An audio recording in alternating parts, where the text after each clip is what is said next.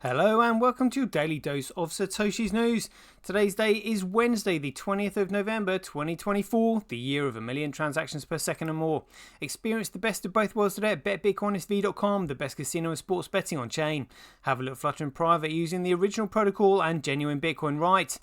Let's see what we got today. We've got this article by CSW called Spam. They call that spam, or they call it that spam.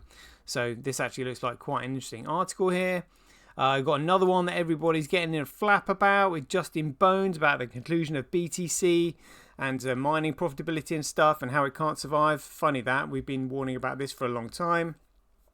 You got Robert Kiyosaki blowing sunshine up Sailor's backside. Another article here by CSW. It looks actually awesome, actually. Quite looking forward to that one. Got some more movements of Bitcoin, you know. Calling whoever it is that's moving these a legend when there's been dormant for 12 years.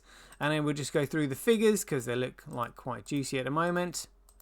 And that'll be the end of the show. Right, let's get into it. Satoshi, like a cowboy in the West, riding on the blockchain that they call the very best. 1 million strong, them transactions flying free. Just wait for the Terra node, you'll surely see. Alrighty, here we go. Right, let's have a look at this then. Spam, they call it that spam.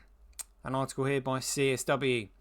It says, like it's some cheap meat in a tin, something you've scraped out, fry up and hope it tastes like survival. But this isn't about greasy breakfasts. It's about the grit of small transactions, the kind of things that grease the wheels of the world, paying for coffee, tipping the guy who just fixed your car, a few coins tossed down the line for the things we do, but we don't want to think about too much. Small transactions, the heartbeat of a thing like Bitcoin, or what it's supposed to be, a digital cash system, not some golden altar for speculation. But everyone has their version, their truth, their vision of what it should mean, what it should do. They carve it up, twist it, slap a new label on the can. Spam, spam, spam. The big boys on their shiny thrones call it an attack. Too many little movements clogging up the pipes, fouling up their kingdom. They want control, gates, filters, permission. The very opposite of what the damn thing was built. The small guy, he just wants it to work, to pay his rent, to buy his bread. He doesn't give a damn about your nodes or your ideology. He's here for the raw, brutal simplicity of something that doesn't bow to the middlemen. But that's too much freedom, too much chaos for the big thinkers who never leave their air-conditioned rooms. They call it spam because they don't need it, don't understand it. What they call spam is life for the rest of us. Oh, good point. Versions, everyone's got one. Versions of Bitcoin, versions of truth, versions of what the hell we're even doing here. It's all a noise in the system, and nobody wants to admit the beauty of the small, the beauty of paying pennies to move pennies 1,000 times over, because that's what life is. Not big, shiny digital gold, not fat wallets and speculative dreams. Life's in the cracks, in the tiny, greasy bits, in spam. Great point there. It's like John Lennon said, life is what happens to us when we're making plans to do other things. That's all Bitcoin is. Bitcoin just fits in with life. Paying your rent, paying for your groceries. A monetary system that's fixed in supply and divisible rather than inflated away using inflation as another form of stealth taxation, making everybody poorer, bringing in more and more economic hardship. Bitcoin fixes this. It fills the cracks. And that's what CSW is saying there. Great article here. And talking about filling the cracks and making new ones, check this one out. So everybody's getting in a flap about this. Yeah, look at that. 373,000 views. So let's see what Justin Bones said here. He said, warning, BTC is vulnerable to a bank run. Yep. If a panic sets in, the vast majority of 33 million on-chain users will not be able to exit. Yeah, because they're all on stuck 1 megabyte blocks. The queue would in fact be 1.82 months long, potentially even triggering a death spiral, annihilating investors. BTC's code and maths do not lie. All of these numbers can be independently verified by looking at the BTC source code on your full node. The math The figure on-chain, or the figure for on-chain BTC holders, were taken from Glassnode's analysis on March 2023. The transactions per second calculator is based on max theoretical transactions per second. Block size 1.66 megabytes, transaction size 374 bytes, block time 10 minutes, transactions per second 7.75. We use P2PKH, that's TX format with 2 inputs and 2, that's pay to something hash. 2 inputs, 2 outputs to better represent an average user. Even though SegWit, which completely destroys all contractual credibility and therefore economic value, allows for 4 megabyte blocks, this cannot all be filled with transactions. Historically, the largest BTC block filled with transactions was 1.66 megabytes. So we will use that number. So then he's got whatever this number is here.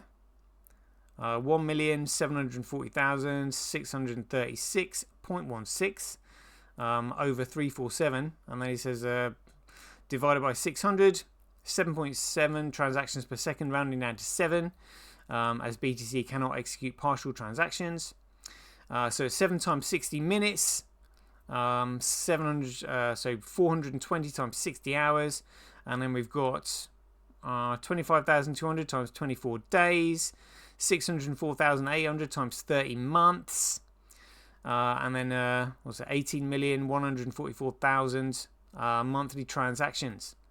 Okay, that's at a max. With 33, what's this? It'll be 1,000. So 33 million.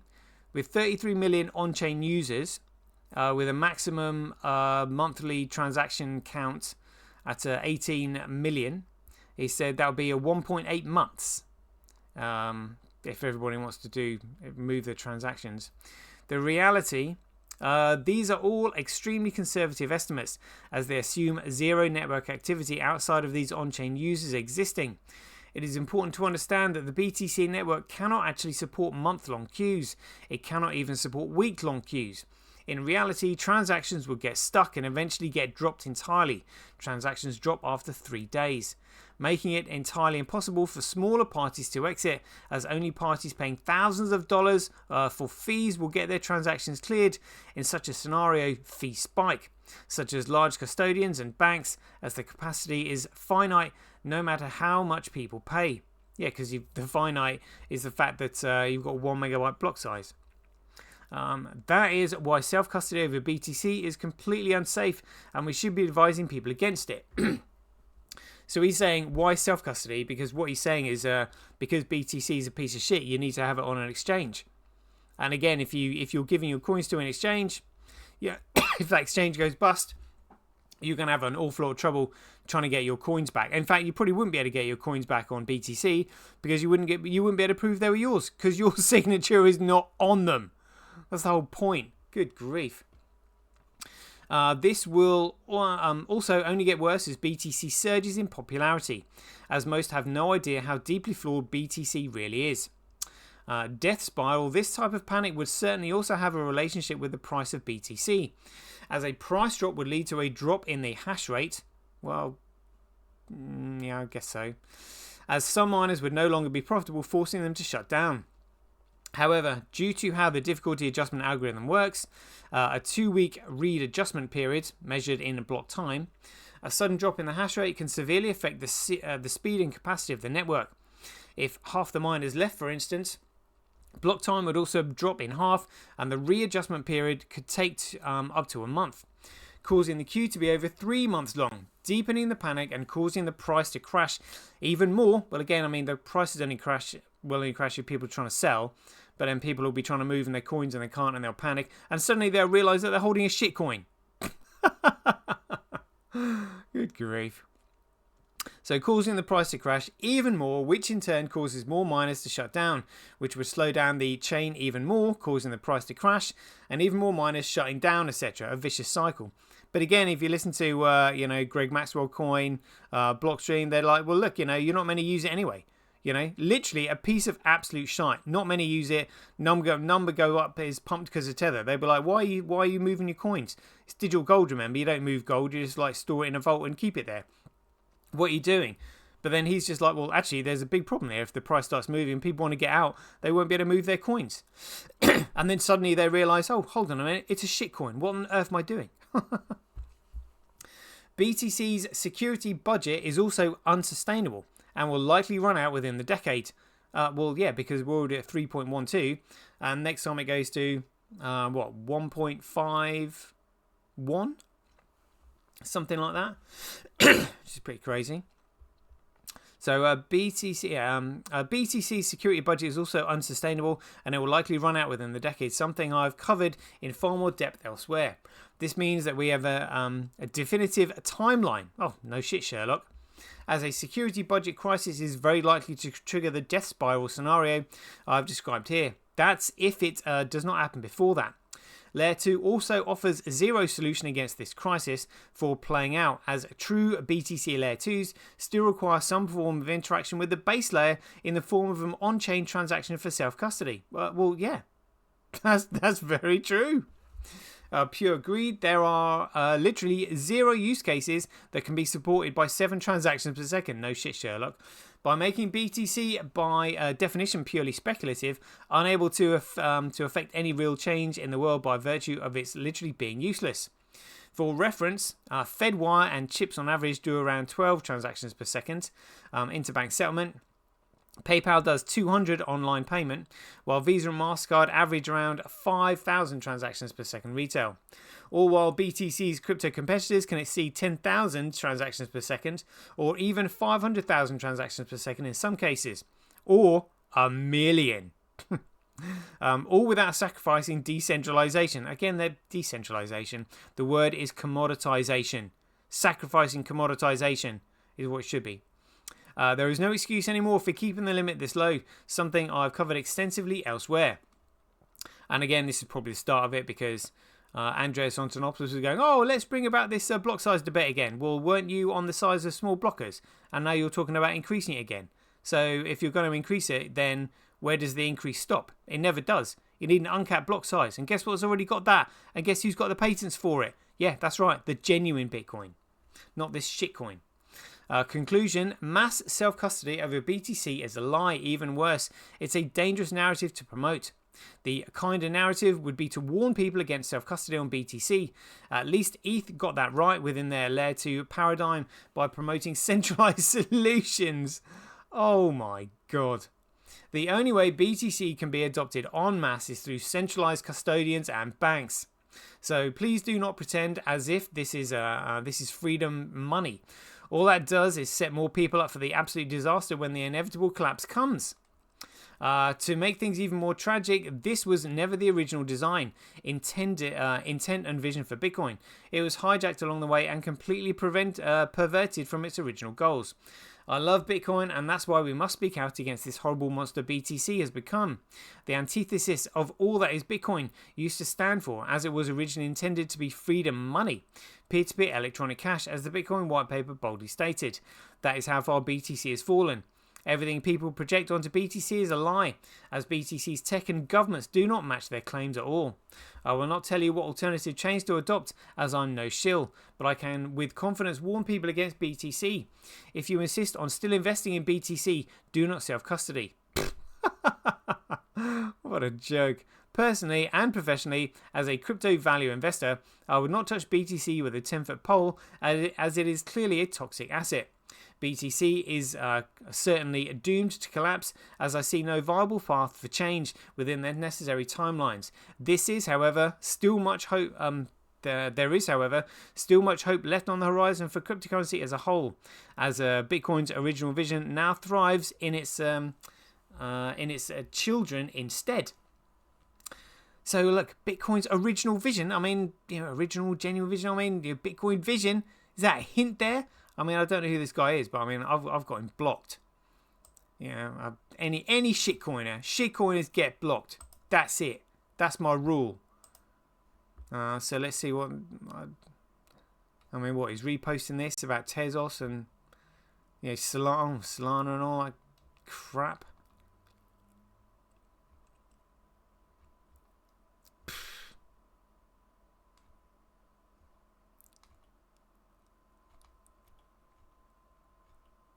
I mean, I don't really know what he stands for, but I've had him blocked for a long time. Not most people. Yeah. Anyway, quite a good article, that one. Let's have a look at this. Robert Kiyosaki says $13 million Bitcoin, according to Michael Saylor. I believe he's right. Again, that word believe, because people don't really know.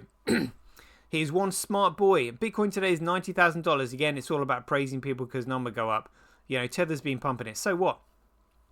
If Saylor is on target, which I think he is, this means for $9,000 today, you buy 0.1 Bitcoin today, you're a millionaire tomorrow. Shorby's doing $50,000 in debt for a student loan, buying for years just to earn a flimsy MBA. Get smarter, buy Bitcoin today. I am. Oh dear, oh dear. I mean, again, this is like, you know, it's leading on to financial advice. Buy Bitcoin. Shouldn't tell anybody what to do. You give them the education. That's it. You know, if they want to buy it, that's on them. But you shouldn't be saying buy Bitcoin today. I am. But again, I mean, the regulators will let them get away with this because they want to lead everybody into this Ponzi scheme. You know, they want centralized control, and then again, you know, they're going to say, oh, you know, you get back to good old fiat currency. You know, when the market implodes, or who are they going to blame? But we know the banks have done it.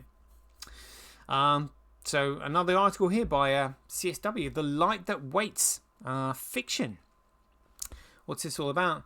The light flickers like it was dying on principle. The bar smelt of stale beer and something sour, like dreams left out too long. Eddie sat hunched at the far end, his knuckles white around a glass of rot gut whiskey, the kind that burns going down, but does nothing to warm you after. His shoulders slumped, not far from the weight of the day, but for the years stacked on top of him. You ever think, he said, voice low and crackling, that the system's rigged, like no matter what you do, no matter how hard you try, you can't win? I leaned back, my elbow brushing the sticky edge of the bar. Outside, the city buzzed, horns, engines, and faint hum of neon. Inside, it was quieter, the kind of quiet that pressed on your chest and made it hard to breathe. I took a drag from my cigarette, let the smoke curl up into the flickering light. Maybe the problem isn't the system, I said, letting the words hang in the air. Maybe it's you. He turned his head, slow like the effort hurt. His face was worn, his eyes bloodshot, but sharp enough to cut. Easy for you to say, he muttered. You ever lose everything? I didn't answer, not right away. Eddie didn't want an answer. He wanted someone to agree with him, to tell him it wasn't his fault, that the world was cruel and that he was the victim. But I wasn't that guy. I finished my drink, set the glass down with a soft thud. The system isn't fair, Eddie. It doesn't care about you or me. It's a stage, and if you don't step into the light, don't blame the stage, blame yourself. Eddie used to talk big back when he opened the diner on the 10th and Washington. He was all smiles and plans. This is it, he told me one night, his eyes bright and wild. This is my shot. I'm going to make something real, something that matters. And for a while he did. The place had a line out the door on weekends, regulars who came for the coffee and stayed for the talk. Eddie was in his element, moving from table to table, cracking jokes and shaking hands. He was building something, and you could feel it in the air. Hope, ambition, the kind of energy that makes you think anything is possible. But the cracks started showing fast. The landlord jacked up the rent. A health inspector came down hard on the grease taps that hadn't been cleaned. His cook quit, his waitress left, and Eddie was left standing in the middle of it all, looking like a man who just realised the tide wasn't going to stop rising. He could have fought, he could have borrowed money, revamped the menu, done something, anything to keep the dream alive, but he didn't. He let the diner rot, let the dream slip through his fingers, and when it was over, he sat in bars like this one, blaming the system, the city, the world, anything but himself. You talk like you've got all the answers, Eddie said, his voice cutting through the quiet, but not everyone's like you, not everyone's built for the fight. I laughed, low and sharp. You think I'm built for this? You think I haven't been knocked down, kicked around, left for dead? I leaned forward, meeting his gaze. The difference is I got back up, not because I wanted to, but because I couldn't live with myself if I didn't. For a moment, he didn't say anything, just stared at his glass, the amber liquid catching the flickering light. It's not just fear, he said finally, his voice barely more than a whisper. It's, I don't know, like the fight's gone out of me. I nodded, letting the silence stretch. Yeah, the fight leaves you if you let it, but it's not gone, Eddie. It's just buried under all that self-pity and blame. Dig it out or don't. But don't sit here pretending the stage is the problem. The light's there if you want it. The rest is up to you. Outside, the city was alive, pulsing with the rhythm that didn't care if you kept up or fell behind. The air smelled like gasoline and possibly sharp and endless. Neon signs blinked, headlights streaked by, and somewhere in the distance a subway rumbled beneath it all. The world didn't stop for anyone. I left Eddie at the bar, his shadow stretching long behind him. I didn't know if he'd ever step into the light. Most people didn't. They stayed in the dark, blaming the system, cursing the ones who dared to stand under the spotlight. But the stage didn't care. The light didn't care. It just waited, patient and unflinching, for someone bold enough to step forward. Me? I'd keep stepping into it, not because it was easy, not because I wasn't afraid, but because the alternative was far worse. Absolutely, yeah. A life spent hiding wasn't a life at all. Capitalism wasn't kind, wasn't forgiving, but it was fair. It gave you the chance to stand on the stage and create something that mattered. The rest was up to you. What a fantastic bit of literature there. CSW absolutely on fire. That was fantastic. What a fantastic read. Good grief. Man of so many talents. That is brilliant. Alright, we've just got Peter Rizzo here saying, Justin, someone moved 50 Bitcoin. They've been hodling for 12 years. They turned $200 into $5 million. A legend. I wonder who could do that, and I wonder who would be moving them now. Let's have a look at this. Yeah, so it looks like someone's gone to a Segwit address. What was the date on that? 19th, so that was literally just yesterday. We'll have a quick look at whale alerts then, as I'm sure it should be on there. Is it? It's 50 BTC. It was 23 hours ago. A dormant address containing 50 BTC. It's $4 million USD. It's been activated after 12.8 years. Yeah, that's the one. So genuine Bitcoin. Just gone to another. It's only a little bit gone to Segwit there. But interesting. I mean, we know who it is. They just haven't figured it out yet. Oh, guys, crazy. Right, let's have a quick look at the figures and see where we are. So BTC grey coin at almost $95,000. $95,000, my goodness me. And genuine Bitcoin just at $67. But then we got the hash rate. We'll have a look at difficulty adjustment. Look, as you expect on BTC, trying to drive the miners out. Network nodes 0.2, transactions 91. Where does that leave Bitcoin? Look at this. So we've got all the big dogs. We've got BTC, we've got Gregcoin, we've got Ethereum, we've got XRP, there's Litecoin and Dogecoin, and then just genuine Bitcoin absolutely smashing the entire market. And yet it's buried, not even in the top 10 of the entire cryptocurrency market by capitalization, and yet it's got 58.4% of the entire market's transaction volume on its network. Absolutely insane. One of the biggest and most glaring discrepancies surely in the history of finance. Like literally just absolutely nuts is what that is. Block size, so that's 89%.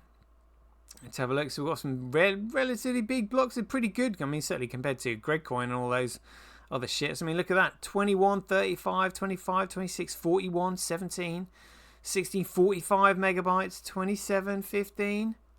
You know, bearing in mind that Gregcoin has only got like 1.6 max.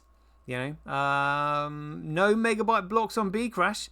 And Fisher Price Cash can't even get all their blocks over a kilobyte, let alone anywhere near a megabyte. Good grief. Hash rate, looks like hash rate is just dipping a little bit there on BSV. We'll have a quick look. That wasn't what I wanted.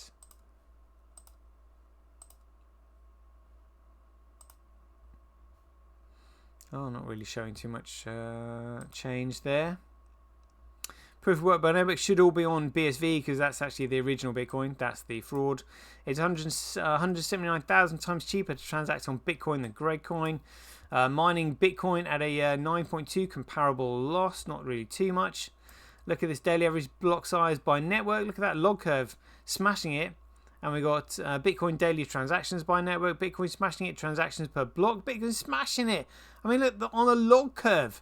That is on a log curve. And it's still way above that. Absolutely crazy. And look at this fees USD, subcent fees. Look at that, fees Satoshis. And again, this is on a log curve. I mean, that would be right down there if you're actually looking at a true comparison. Yeah, that is crazy. That is crazy. Whoa. I mean, all you'd have to do is just like, you know, if you increase the fees, like or transaction fees, just a little bit there, you know, the profitability would be through the roof. Through the roof. But again, it's all about transaction volume, not about transaction fee. You know, you want the low fee in order to encourage the usage of the network, and it's the usage of the network that makes number go up because the supply is scarce. But it's all on utility at the end of the day. That's it. If something is useful, it's valuable. If something is useless, it's worthless. It's that simple. It's not rocket science at all. But you try asking a BTC of that or any other shitcoiner. Shitcoin, shit for brains. There we go. So that's B Crash, other miners 45.8. Fisher Price Cash, who cares? And we got Bitcoin. Let's have a quick look at what's on chain. Kuv with 46.1. Tau down to 31. QD Link 16. Gorilla Pool 6%. But Kuv, I mean, absolutely chomping at the bit to get some Bitcoin here. Amazing. Oh, look at this more tether printing. Where did that start? 128.3 billion to 128.9. So it's like 700 million. 700 million. 700 million today. I mean, it's all, you may as well just round it up to a billion. Pfft. Good grief. So what's this on the week? 125.3 to 128.8. Good. Yeah. Like 3. Is it 3 billion? Yeah, we'll round it to that. Good grief. What's this been in the month though? Look at that. 120 to 108 billion. 8 billion. 8 billion in a month. Good grief. Almost 9 billion. Almost 9 billion in a month. Yeah, and people wondering where the market is getting its value from because it's utterly useless. This is Bitcoin versus Gregcoin. So it looks like the price has been sort of forced down. Interesting.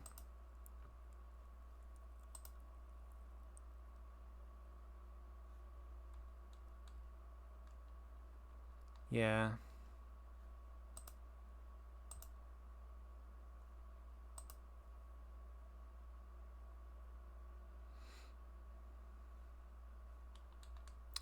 I'll have a look at that on Orange Gateway. Bitcoin versus Gregcoin. Bitcoin versus USD.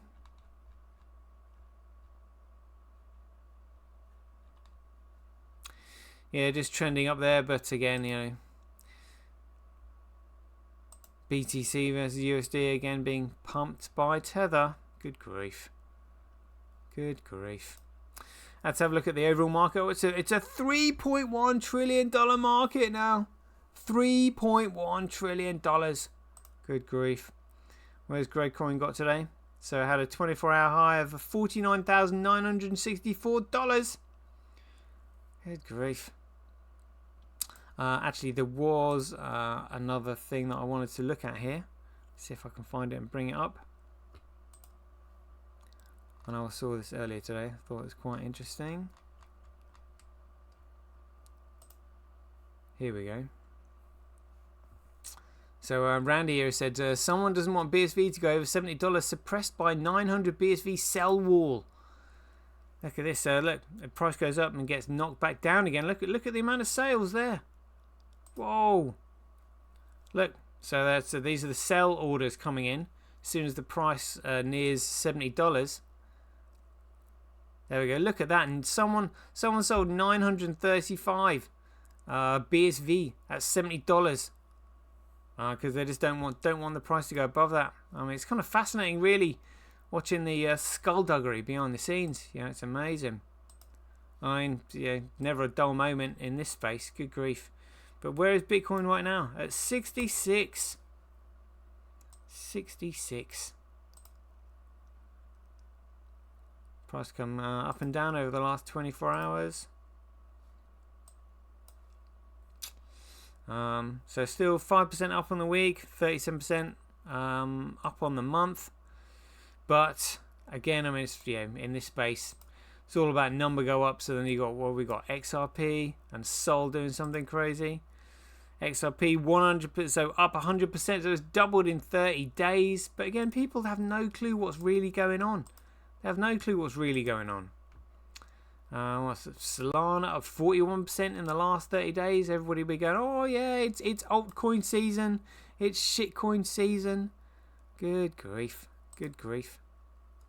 Anyway, that is a 30-minute show. Yeah, we'll leave it there. Good time to wrap it up. So I hope you enjoyed it. And as ever, if you enjoy these updates, please ding your donations for your appreciation to Satoshi@semi.com, handcash.io, simply.cash, relation.me, rockwallet, relation.com, rockwallet.me, or senti.ch. We'll leave it there. Hope you enjoyed it. And as ever, be aware, take care, stay safe out there, and we'll see you in the next one.